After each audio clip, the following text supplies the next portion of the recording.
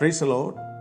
ചില കാര്യങ്ങൾ ആത്മാവിൽ നിയോഗത്തോടെ ഞാൻ നിങ്ങളുമായി പങ്കുവെക്കുകയാണ്. കാരണം ഈ ദിവസങ്ങളിൽ ദൈവത്തെ വേണ്ടതുപോലെ മനസ്സിലാകാത്ത ഒരു കൂട്ടത്തെ ഞാൻ കാണുന്നു.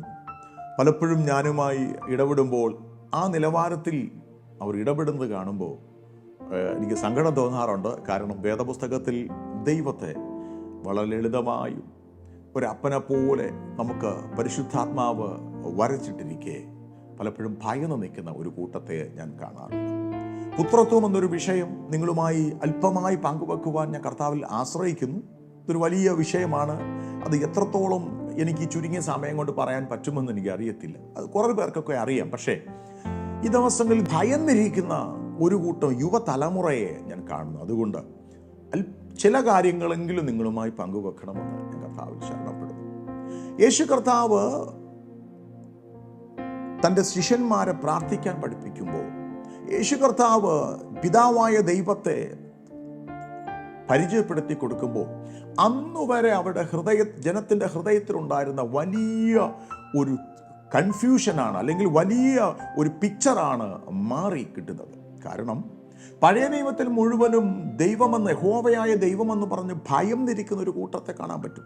സീനായി മലയിൽ മോശയോടൊക്കെ പറയുന്ന കൽപ്പനകൾ ഇങ്ങനെയാണ്: ആരും അങ്ങോട്ട് കയറി വരരുത്, ഒരാൾ പോലും പർവ്വതത്തെ തുടരുത്, സാന്നിധ്യം ഇറങ്ങുന്നിടത്ത് ഒരാൾ പോലും കയറി വരരുത്, കയറിയാൽ കല്ലെറിഞ്ഞു കൊല്ലുക. അപ്പോൾ അങ്ങനെ ഭയം നിരുന്ന ഒരു ദാസൻ യജമാനൻ എന്ന ഒരു ചിന്തയിൽ നിന്ന് യേശു കർത്താവ് പിതാവായ ദൈവത്തെ പരിചയപ്പെടുത്തി കൊടുക്കുന്നു. സ്വന്തം അപ്പനെ പോലെ നിങ്ങൾക്ക് അടുത്ത് ചെല്ലാം, അപ്പനെ പോലെ യഹോവയായ ദൈവത്തെ പരിചയപ്പെടുത്തി കൊടുക്കുകയാണ്.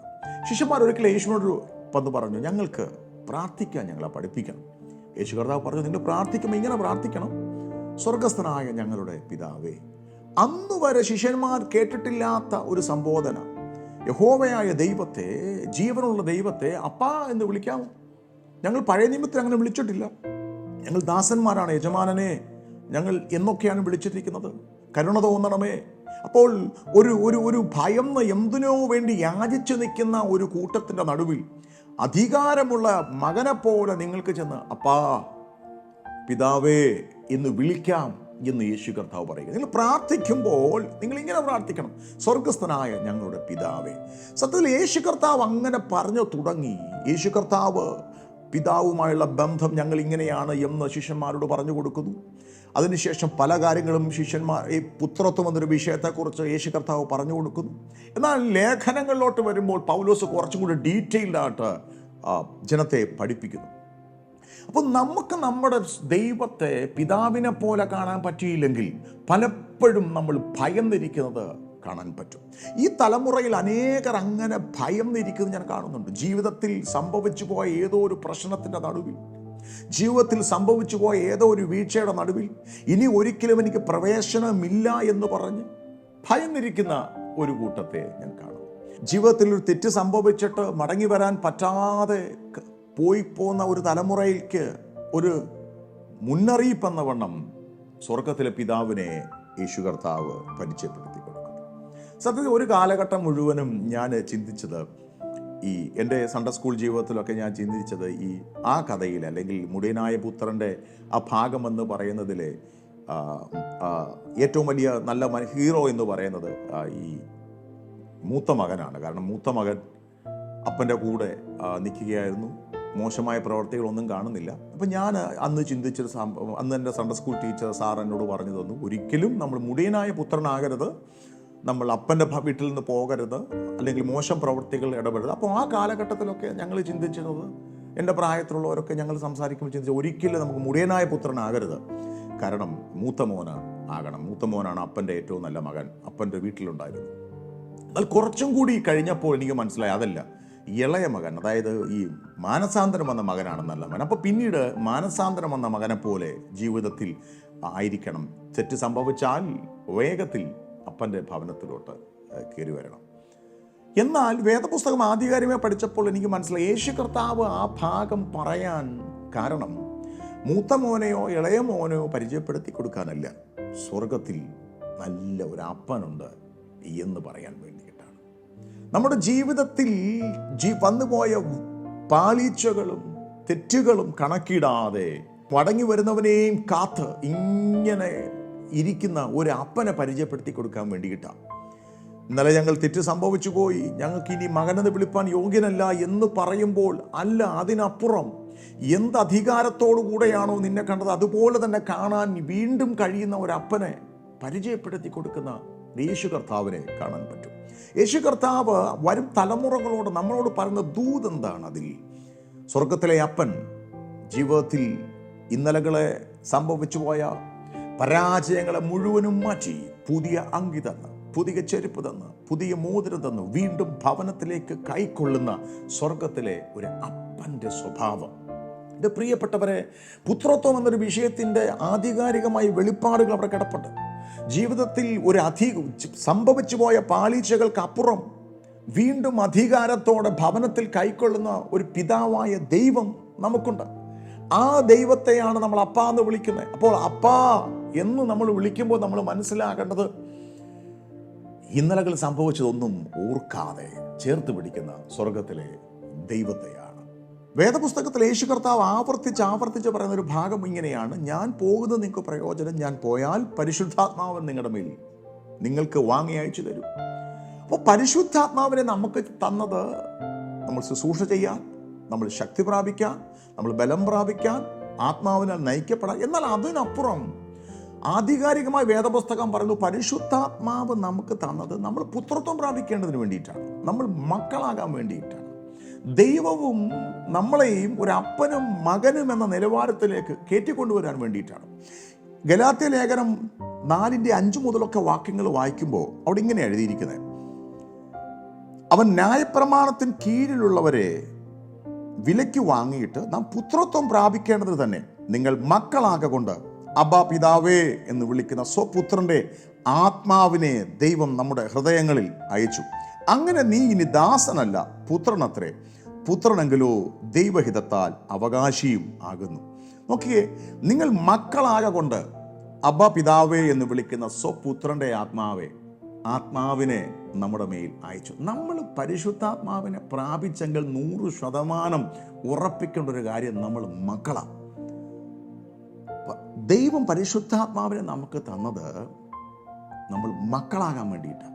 നമ്മൾ അല്ലെങ്കിൽ മക്കളായതുകൊണ്ടാണ്. സ്വന്തം പുത്രൻ്റെ ആത്മാവിനെ എടുത്ത് നമുക്ക് തന്നിട്ട് അപ്പം പറയുന്നു, നീയും എൻ്റെ മകനാടാ, നീയും എൻ്റെ മകളാണ്. അപ്പോൾ അങ്ങനെ ഒരു ബന്ധത്തിൽ പിതാവ് നമ്മളെ കാണുമ്പോൾ, ദൈവം നമ്മളെ കാണുമ്പോൾ തിരിച്ച് നമുക്ക് അതുപോലെ കാണാൻ പറ്റിയാൽ ജയകരമായ ഒരു ക്രിസ്തീയ ജീവിതം നമുക്ക് നയിക്കാൻ പറ്റും. ജീവിതത്തിലൊരു പ്രശ്നമുണ്ടായാൽ, ഒരു പാളിച്ച സംഭവിച്ചാൽ ഓടിച്ചെന്നപ്പാ ഞാൻ നിൻ്റെ മകനല്ലേ, നീ എൻ്റെ അപ്പനല്ലേ, നിനക്കത് നിനക്ക് ക്ഷമിക്കാൻ പറ്റുകയില്ലേ എന്ന് പറയാൻ പറ്റുന്നൊരു മനോഭാവം നമ്മുടെ ഉള്ളിൽ ഉളവായി വരാൻ വേണ്ടിയിട്ട് ഈ ദിവസങ്ങൾ പരിശുദ്ധാത്മാവ് ചിലരുടെ കണ്ണുകളെ തുറക്കാൻ വേണ്ടിയിട്ട് ഞാൻ പ്രാർത്ഥിക്കുന്നു. റോമർക്കെഴുതിയ ലേഖനം 8:14 ഒക്കെ ഈ പദങ്ങൾ ഇങ്ങനെ അപ്പോസ്തലനായ പൗലോസ് ആവർത്തിക്കുന്നുണ്ട്. അതിങ്ങനെയാണ്: ദൈവാത്മാവ് നടത്തുന്ന ഏവരും ദൈവത്തിൻ്റെ മക്കളാകുന്നു. നിങ്ങൾ പിന്നെയും ഭയപ്പെടേണ്ടതിന് ദാസ്യത്തിൻ്റെ ആത്മാവിനെയല്ല, നാം അബ്ബാ പിതാവേ എന്ന് വിളിക്കുന്ന പുത്രത്വത്തിൻ്റെ ആത്മാവിനെ അത്രേ പ്രാപിച്ചത്. അപ്പം നമ്മൾ പ്രാപിച്ച പരിശുദ്ധാത്മാവ് പുത്രത്വത്തിൻ്റെ ആത്മാവാണ്, ദാസത്വത്തിൻ്റെ ആത്മാവല്ല. പുത്രത്വത്തിൻ്റെ ആത്മാവെന്ന് പറഞ്ഞു കഴിഞ്ഞാൽ നമ്മൾ അധികാരിയാണ്, നമ്മളെ ഓർമ്മിപ്പിക്കുന്ന ആത്മാവാണ്. പുത്രത്വത്തിൻ്റെ ആത്മാവ് നമ്മുടെ മേൽ ഇരിക്കുന്നു എന്ന് പറയുമ്പോൾ ആത്മാവ് നമ്മളെ ഓർമ്മിപ്പിക്കുന്നത് നമുക്കൊരു അപ്പനുണ്ട് എന്നാണ്. നമ്മൾ മക്കളും, നമുക്ക് സ്വർഗത്തിലൊരു അപ്പനുണ്ട്. അപ്പോൾ മകനും അപ്പനും തമ്മിലുള്ള ബന്ധത്തെ ഉറപ്പിക്കുന്നത് നമ്മളെ മേൽ വ്യാപരിക്കുന്ന പരിശുദ്ധാത്മാവാണ്. അടുത്ത വാക്ക് ഇങ്ങനെ പറയുന്നു: നാം ദൈവത്തിൻ്റെ മക്കളെന്നും ആത്മാവ് താനും നമ്മുടെ ആത്മാവോടുകൂടെ സാക്ഷ്യം പറയുന്നു. അപ്പോൾ പരിശുദ്ധാത്മാവ് നമ്മളോട് എപ്പോഴും പറഞ്ഞുകൊണ്ടിരിക്കുന്ന ഒരു കാര്യം, നമ്മൾ മക്കളാണ്, നമ്മൾ അധികാരിയാണ്. ജീവിതത്തിൽ ഒരു പാളിച്ച സംഭവിച്ചാലും നമ്മൾ മക്കളാണ്. ഇനി നമ്മൾ അകന്ന് നടന്നാലും നമ്മൾ മക്കളാണ്.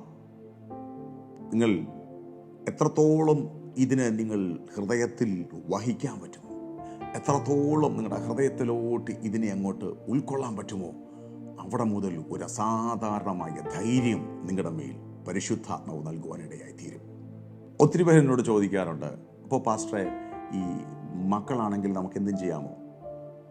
അപ്പോൾ കർത്താവ് അടിക്കുകയും ശിക്ഷിക്കുകയൊന്നുമില്ലേ? വേദപുസ്തകത്തിൽ അതിനും പരിശുദ്ധാത്മാവ് മറുപടി തരുന്നുണ്ട്. എബ്രായ ലേഖനം ഇങ്ങനെയാണ് പറയുന്നത്: മകനെ, കർത്താവിൻ്റെ ശിക്ഷ നിരസിക്കരുത്, അവൻ ശാസിക്കുമ്പോൾ മുഷികയും അരുത്. കർത്താവ് താൻ സ്നേഹിക്കുന്നവനെ ശിക്ഷിക്കുന്നു, താൻ കൈക്കൊള്ളുന്ന ഏത് മകനെയും തല്ലുന്നു. എന്നിങ്ങനെ മക്കളോടെന്ന പോലെ നിങ്ങളോട് സമ്പാദിക്കുന്ന പ്രബോധനം നിങ്ങൾ മറന്നു കളഞ്ഞുവോ? നിങ്ങൾ ബാലശിക്ഷ സഹിച്ചാൽ ദൈവം മക്കളോടെന്ന പോലെ നിങ്ങളോട് പെരുമാറുന്നു. അപ്പന് ശിക്ഷിക്കാത്ത മകൻ എവിടെയുള്ളൂ? ഈ ഭൂമിയിലെ ഒരപ്പനും മകനും തമ്മിലുള്ള ബന്ധത്തെയാണ് പരിശുദ്ധാത്മാവോട് പറയുന്നത്. എനിക്കൊരു മകനുണ്ടെങ്കിൽ, എനിക്കൊരു മകളുണ്ടെങ്കിൽ, എനിക്ക് അവനെക്കുറിച്ച് സ്വപ്നമുണ്ട്. അവൻ എത്തേണ്ട ഇടം എവിടെയെന്ന് ഞാൻ മനസ്സിലാക്കുന്നു. എൻ്റെ ഹൃദയത്തിൽ അവനെക്കുറിച്ചൊരു പദ്ധതിയുണ്ട്. അപ്പോൾ അവൻ്റെ ഒരു പ്രായത്തിൽ അവൻ നേരായ വഴിയിൽ നടക്കണമെന്ന് ഞാൻ ആഗ്രഹിക്കുന്നു. ഞാൻ അവനെ ശിക്ഷിക്കുന്നു. എൻ്റെ മകനെ മാത്രമേ എനിക്ക് ശിക്ഷിക്കാൻ പറ്റത്തുള്ളൂ, കാരണം അവൻ എൻ്റെ മകനാണ്. എനിക്ക് നാട്ടുകാരുടെ കുഞ്ഞിനെ ശിക്ഷിക്കാൻ പറ്റുകയില്ല, അല്ലെങ്കിൽ മറ്റ് ഉള്ളവരുടെ മക്കളെ എനിക്ക് വഴക്ക് പറയേണ്ട കാര്യമില്ല. പക്ഷെ എൻ്റെ മകനോട്, എൻ്റെ മകളോട് അപ്പനായ എനിക്കുണ്ടാകുന്ന സ്നേഹം ചില സമയങ്ങളിൽ ചിലപ്പോൾ ശാസനയായി പുറത്തു വന്നേക്കാം, ചിലപ്പോൾ ചെറിയ ശിക്ഷയായി പുറത്തു വന്നേക്കാം. അത് അപ്പന് മക്കളോട് ഉള്ളതാണ്. എന്നാൽ ഞാൻ വഴക്ക് പറയുമെന്ന് വെച്ച് നാട്ടുകാരിപ്പോൾ ഞാൻ എൻ്റെ കുഞ്ഞിനെ ഒന്ന് തല്ലി എന്ന് വെച്ച് നാട്ടുകാർ വന്ന് തല്ലുമ്പോൾ ആ തല്ലിക്കോട്ടെ എന്ന് ഒരിക്കലും ഞാൻ പറയുകയില്ല. കാരണം ഞാൻ അപ്പനായതുകൊണ്ട് എനിക്ക് മാത്രമേ അവനെ ശിക്ഷിക്കാൻ പറ്റുകയുള്ളൂ. കാരണം അവനെ നേർവഴി നടത്തുവാൻ, അവൻ എത്തേണ്ട ഇടങ്ങളിലേക്ക് തിരിയാൻ, അവൻ അധികാരിയായി മാറാൻ അപ്പന് മകനോടുള്ള സ്നേഹത്തിൻ്റെ പുറത്തുള്ള ശിക്ഷയാണത്. ജീവിതത്തിൽ വന്നുപോയ ഒരു പ്രശ്നത്തിൻ്റെ നടുവിൽ ആരെങ്കിലും ചിന്തിക്കുന്നുണ്ടോ നിങ്ങളെ ഹല്ലേലൂയ ദൈവം കൈവിട്ടെന്ന്? ഒരിക്കലുമില്ല. ദൈവത്തിന് എന്നെ കൈവിടാൻ പറ്റത്തില്ല. നിങ്ങളെ പിശാച് ഇട്ട് അമ്മാനമാടുക എന്നൊക്കെ പറയുന്ന പദങ്ങൾ ചിലർ പറയാറുണ്ട്. പിശാച് ഇട്ട് ഉപദ്രവിക്കുന്ന, അല്ലെങ്കിൽ ഇങ്ങനെ പ്രശ്നത്തിൽ കൂടി പോകുന്നത് കണ്ടിട്ട് ദൈവം മിണ്ടാതിരിക്കുമോ നിങ്ങൾക്ക് തോന്നുന്നുണ്ടോ? നിങ്ങൾ മക്കളാണെങ്കിൽ ഒരിക്കലുമില്ല. ഇപ്പം എൻ്റെ കുഞ്ഞിനെ മറ്റൊരാൾ വന്ന് ഇട്ട് അടിക്കുക, ഉപദ്രവിക്കുക എന്ന് പറഞ്ഞു കഴിഞ്ഞാൽ ഒരപ്പനായ ഭൂമിയിലെ ഒരാൾക്കും നോക്കി നിൽക്കാൻ പറ്റത്തില്ല. അങ്ങനെയെങ്കിൽ വേദപുസ്തകത്തിൽ ഒരപ്പനും മകനും പുത്രത്വവും ഒക്കെ പഠിക്കുമ്പോൾ നമുക്ക് മനസ്സിലാകേണ്ടത് ജീവിതത്തിൻ്റെ ഏത് സാഹചര്യത്തിലും നമ്മളെ സഹായിക്കാൻ നിൽക്കുന്നൊരു ദൈവത്തെയാണ്, ഒരപ്പനെയാണ്. ഈ ഭൂമിയിൽ പ്രശ്നങ്ങൾ വന്നാലും അവൻ നമ്മുടെ അടുത്തുണ്ട്. ഈ ഭൂമിയിൽ എത്ര നിങ്ങൾ മാറി നടന്നാലും ഒരൊറ്റ വിളിയിൽ നിന്റെ അടുത്തുണ്ട്. അപ്പാ എന്ന് വിളിച്ചു കഴിഞ്ഞാൽ നമ്മുടെ മേൽ ദൈവത്തിൻ്റെ ആത്മാവ് ഇരിക്കുന്നിടത്തോളം കാലം, നമ്മൾ ദൈവാത്മാവിനാൽ നയിക്കപ്പെടുന്നിടത്തോളം കാലം അവന് മാറി നിൽക്കാൻ കഴിയുകയില്ല. ഞാൻ എന്തുകൊണ്ട് ഈ ഒരു ഭാഗം ഇപ്പോൾ പറയുന്നു എന്ന് ചോദിച്ചു കഴിഞ്ഞാൽ, പലരും ആശയക്കുഴപ്പങ്ങളാണ്, പലരും ചിന്താക്കുഴപ്പങ്ങളിലാണ്. കർത്താവ് അത് ക്ഷമിക്കുമോ? കർത്താവ് എന്നെ തള്ളിക്കളഞ്ഞു, കർത്താവാണോ എന്നെ ശിക്ഷിക്കുന്നത്? കർത്താവ് നിങ്ങളെ ശിക്ഷിക്കുന്നു എന്ന് നിങ്ങൾക്ക് തോന്നിയാൽ അതൊരു ചെറിയ ബാലശിക്ഷ എന്ന് നിങ്ങൾ മനസ്സിലാക്കണം. നന്നായി കയറി വരാൻ വേണ്ടിയിട്ട്, നിങ്ങളെ തികഞ്ഞവനാക്കാൻ വേണ്ടിയിട്ട്, നിങ്ങളെ അഭ്യസിപ്പിക്കാൻ വേണ്ടിയിട്ട്, നിങ്ങൾ ദൈവത്തിൻ്റെ പദ്ധതികളിലേക്ക് തിരിയാൻ വേണ്ടിയിട്ട് ചെറിയ ബാലശിക്ഷകൾ എന്നുവെച്ച് നിങ്ങളൊരു തകർച്ചയിൽ കൂടി പോകുമ്പോൾ മാറി നിൽക്കുന്ന ദൈവമല്ല. നിങ്ങൾ ഒറ്റയ്ക്കായി സഞ്ചരിക്കുമ്പോൾ അറിയാത്തൊരു ദൈവമല്ല. നിങ്ങളുടെ ഹല്ലേലൂയ വിളി കേൾക്കാത്ത ഒരു ദൈവമല്ല. പ്രിയപ്പെട്ടവരെ, അങ്ങനെ ഒരു ബന്ധം നിങ്ങളുടെ മേൽ തുറന്നു വരട്ടെ. ഈ ദിവസങ്ങളിൽ പ്രത്യേകിച്ച് യുവാക്കളുടെ മേൽ തുറന്നു വരട്ടെ.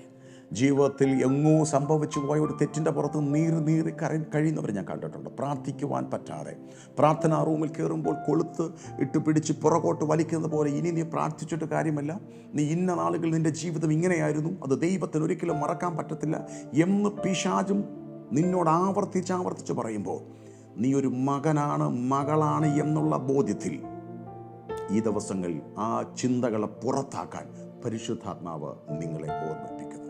നിങ്ങളുടെ ജീവിതത്തിൽ എന്തു തന്നെ സംഭവിച്ചാലും, എന്ത് തന്നെ ഹല്ലേലൂയ ഇതുവരെ ഉണ്ടായിട്ടുണ്ടെങ്കിലും, ഈ വെളിപ്പാടിൽ നിങ്ങൾക്ക് ദൈവത്തെ അപ്പാ എന്ന് വിളിക്കാൻ പറ്റും.